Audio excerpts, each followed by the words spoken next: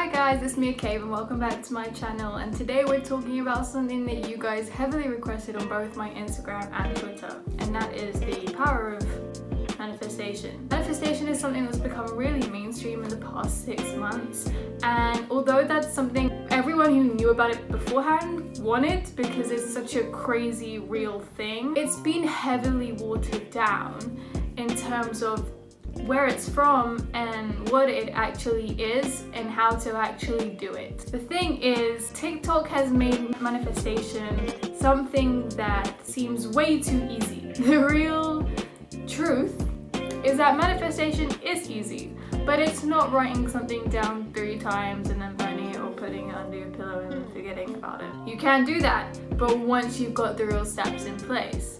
So I'm going to start from the very beginning. Manifestation is something that originates from Hinduism, I believe, and although I haven't done much research on its origins, I have been studying manifestation and how to do it and how it works for about a year now, and I can honestly say that I have manifested quite a lot of good things. However, how do I do it?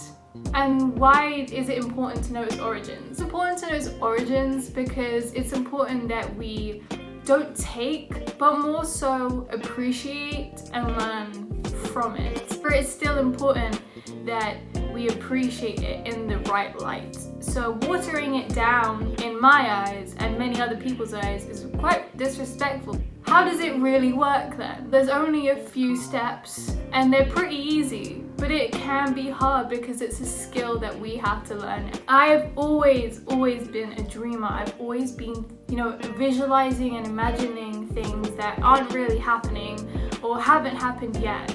Visualization is actually the key to manifestation. It's the first step to doing the attracting of something you want.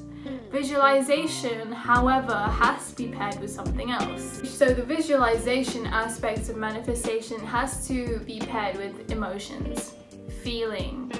When you visualize, the ideal way to attract what you are visualizing to you is to really feel as if it's happening.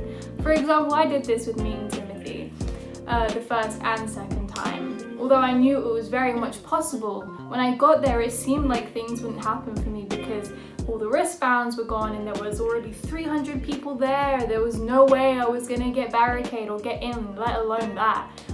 But in my head the night before and whilst I was there, I shut my eyes and I really thought to myself, I really imagined, what would I say? What would his reaction be, knowing what he's like for the past few years? What would I do? What would I give him?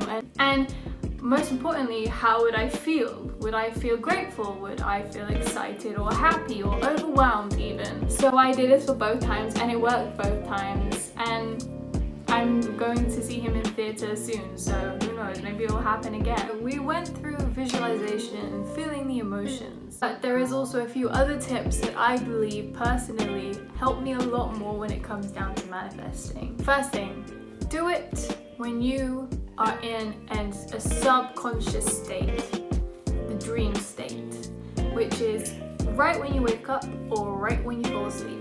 You don't want to be too awake, because your subconscious is what needs to be penetrated in order for your belief system to actually change, for the manifestations to actually be attracted. When you're doing manifesting, you have to believe. That's why you need to feel the emotions. You have to really believe that it's going to come to you. You have to really believe that it's happening, that it's happened already. So doing it at this time of night or in the morning, you're really programming your subconscious brain to think, oh yeah, this happened, this already happened, and so whatever your subconscious brain thinks, it actually creates your reality. So whenever you have a negative thought on repeat, you're going to say, oh, this is going to go bad, this is going to go bad, this is going to go bad, this is going to go bad. If you truly feel that and truly believe that and truly repeat that to yourself, especially during the night time and when you wake up, it's the first thing on your mind and the last thing on your mind, it's going to become your reality because you believe it so much and you're manifesting it. However, there is a bit of a misconception which I'll get into later. Another thing would be meditations and affirmations. meditation is another way to enter that dream state sometimes. It's much easier to penetrate the subconscious brain when you're meditating. But also affirmations are a way to really start changing your mindset. Affirmations such as I am or I have, just so you don't want to say I will. So changing your mindset is key. During meditations, I really love guided meditations because they really help me get into that state and stop my mind, because I have like 1,000 thoughts per second. So it's always working. So when I'm guided, I physically I'm able to hear the voice and kind of ground myself and stop all my thoughts, stop those intrusive negative thoughts especially. So next I'm going to get into some myths about manifestation. All the TikTok techniques, the 3-6-9 technique, all of this.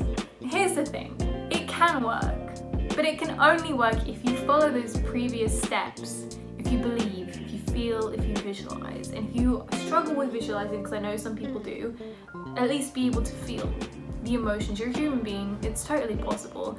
Again, like I said in the beginning, it's one of those things that takes practice, but once you do it, it's so simple, it's so easy to do it. It's like scarily easy.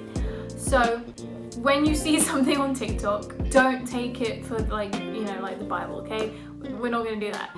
If you want me to post my personal techniques, please do let me know. Another myth is that you do not need to be happy to manifest. This is such BS, and this is mainly I see on YouTube, not so much TikTok, and sometimes on spiritual Twitter, which has its own problems. But you do not need to be happy. Only when you are manifesting do you need to have the emotions of happiness, the emotions of excitement or, clarity, Just pretend. That's literally it. It's acting. It's acting. That's literally all it is. If you can pretend to be okay, you can pretend that you are okay for 5 seconds, because that's all you need. You can genuinely think of something for 5 seconds, repeat it until you fall asleep, and it's going to come to you so quickly. Yeah, you can be mentally ill, you can be depressed, anxious, anything. I am, other people are, everyone is, really, if you think about it. So don't worry about it. If you are depressed, if you're going through something, it's valid and it's not going to affect your manifestations. However, when you do have a negative thought about your manifestations, try to catch yourself and just be like swap it around. And if you can't swap it around to something positive, just catch yourself doing it and just stop the thought there.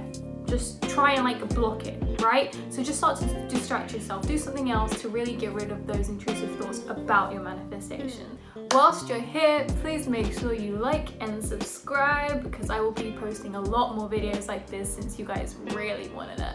And I enjoy making videos like this, so like and subscribe, and also follow my other social medias. They are all the same name, miacaven. Every single social media, TikTok, Twitter, Instagram. Go check it out. I also do free readings, and I go live every now and then. I do free readings on Twitter and TikTok, but I do paid readings, so if you want a reading, hit me up. But I also go live every now and then, and I do free card pulls and things like that. So if you want to come join and be a part of my little community, then please feel free. So source suggestions. I really need to go into this. Okay, so a book I read that was really kind of life-changing, especially I read it 3 years ago now, was The Power of Now. And I really want to go back and read it because I feel like I don't remember most of it. But it was really life-changing in the way that it kind of talks about mindset and things like that. So that's a book I recommend, but it's not directly about manifestation. Alan Watt is a good speaker to listen to. There's Abraham Hicks, and there's a few doctors that I can't remember their names, but they did the rice project, where it's they got 2 jars of rice and spoke really nicely to one positive affirmations and then negative affirmations to the other, and the one that was negative went grey and black and moldy or something, and the positive rice just stayed normal rice. So that's a great example of what changing that mindset can do. But my favorite person to talk about when it comes to manifestation is Joseph Ally. Joseph Ally is someone I've been watching for about a year now. He is, in my eyes, the king of manifestation. He is so good at what he does, and he has so much specific, detailed information about manifestation. So if you really want to learn, I really do recommend watching his YouTube videos. He talks about how to do it, even when in a negative mindset. He talks about, you know, specific techniques. He talks about like his own experiences. I think he got arrested. I think he had like an addiction, and you know, and he's still got this like good life now that, you know, that he manifested. And when I first started studying manifestation and watching him, he said in one video, manifest just getting a free cup of coffee, or like manifest seeing a cup of coffee when you wouldn't usually see one. So I did what he said. I did the steps by step, and the next morning, if you didn't know this, I hibernated in sixth form. I literally stayed in the music room. I didn't leave, and I knew that no one would really bring a coffee because no one I know really likes coffee, hot coffee at least. So I knew I wouldn't see it. However, the next morning, I go into my class, my first class, and a girl in my class brings in her friend who isn't in our class. And he has a cup of coffee in his hand. And I just watched him walk across the room. And I was like, first of all, why is he there? On what chances the day after I manifest seeing this specific cup of coffee does it like happen first thing in the morning? I don't leave that block. I never really see anyone bring in a cup of coffee. And the only people I see are in my class, and he wasn't in our class.